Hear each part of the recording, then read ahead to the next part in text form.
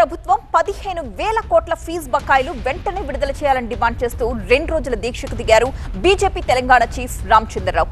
విద్యా వ్యవస్థను ముఖ్యమంత్రి అస్తవ్యస్తం చేశారు అన్నారు బీజేపీ ఎంపీలు. మరొక వైపు బీఆర్ఎస్ హయాంలో ఫీజు బకాయిలపై ఎందుకు ప్రశ్నించలేదని బీజేపీపై మండిపడ్డారు కాంగ్రెస్ ఎమ్మెల్యేలు. ఫీజు బకాయి బీజేపీ లడాయి పేరుతో తెలంగాణ బీజేపీ కార్యాలయంలో ఆ పార్టీ రాష్ట్ర అధ్యక్షుడు రామచంద్రరావు దీక్ష చేశారు. ఫీజు రియంబర్స్మెంట్ పై రాహుల్ సమాధానం చెప్పాలని డిమాండ్ చేస్తున్నారు బీజేపీ నేతలు. ముడుపుల కోసం మంత్రులు కొట్లాడుకుంటున్నారని విమర్శించారు. ఫీజు రియంబర్స్మెంట్ విడుదల చేయకపోతే కాంగ్రెస్ ను గద్దెదించుతామన్నారు రామచంద్రరావు. ఏ రాహుల్ గాంధీ అయితే ఇక్కడికి వచ్చి మీరు యువ డిక్లరేషన్ చెప్పి జాబ్ క్యాలెండర్ అని చెప్పి అనౌన్స్ చేశారు, ఆ రాహుల్ గాంధీ దేశమంతా తిరుగుతూ ఉన్నారు. ఇప్పుడు దేశమంతా తిరిగి ఎక్కడైతే బీజేపీ రాష్ట్ర పరిపాలన రాష్ట్రాలు ఉన్నాయో అక్కడ విద్యార్థులు రెచ్చగొడతా ఉన్నాడు.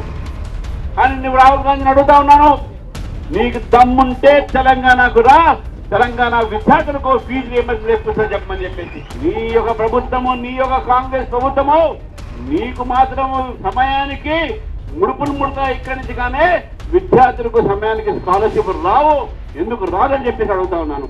రాష్ట్రంలో ఉన్న స్కూళ్లలో వాష్రూమ్లు కట్టలేని వాళ్లు విదేశీ పర్యటనల గురించి గొడవ చేస్తున్నారని విమర్శించారు బీజేఎల్పీ నేత మహేశ్వర్ రెడ్డి. ఒకవైపు కనీస సౌకర్యాన్ని ఇవ్వడానికి నిధులు లేవు.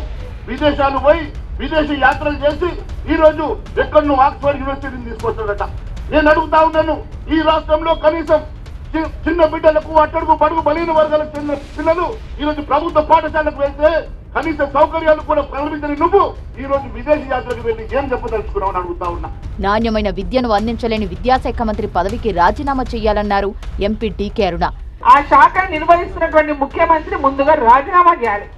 తనంతగా తనే ఒప్పుకున్నాడు, ఆయనంతనే ఒప్పుకుంటున్నాడు. సరైనటువంటి విద్య ఒక క్వాలిటీ విద్యని రాష్ట్రంలో అందిస్తలేడని ఆయన ఒప్పుకుంటున్నాడు.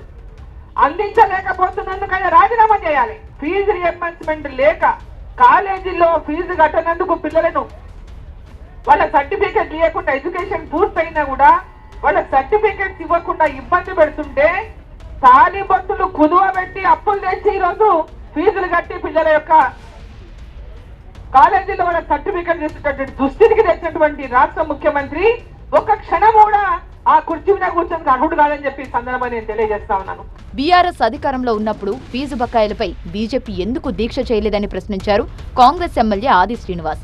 ఫీజు బకాయి పేరుతో బీజేపీ బడాయి కొడుతుందన్నారు ఆయన.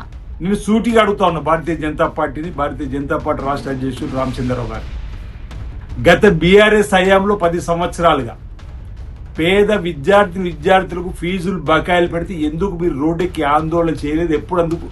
అప్పుడు మీరు నిరాదీక్ష చేసేటువంటి కార్యక్రమాలు తీసుకోలేదు. అంటే బీజేపీ బీఆర్ఎస్ మీ బంధం ఒకటైనటువంటి సందర్భంలో ఆ ప్రభుత్వ హయాంలో పేరుకుపోయినటువంటి పేద విద్యార్థుల బకాయిలపైన ఎందుకు నోరు విప్పలేదు ఆ రోజుల్లో అని చెప్పని, 10 సంవత్సరాలు విద్యార్థుల పక్షం నిలబడలేదని చెప్పని ఈ ప్రశ్నకు సూటిగా సమాధానం చెప్పని కోరుతా ఉన్నాం. భారతీయ జనతా పార్టీ ఆందోళన పేరిట ఫీజు బకాయి బీజేపీ లడాయని ఆ పార్టీ నేతలు బడాయి కబుర్లు చెప్తున్నారు. ఇది సబబు కాదన్నమాట ఈ సందర్భం.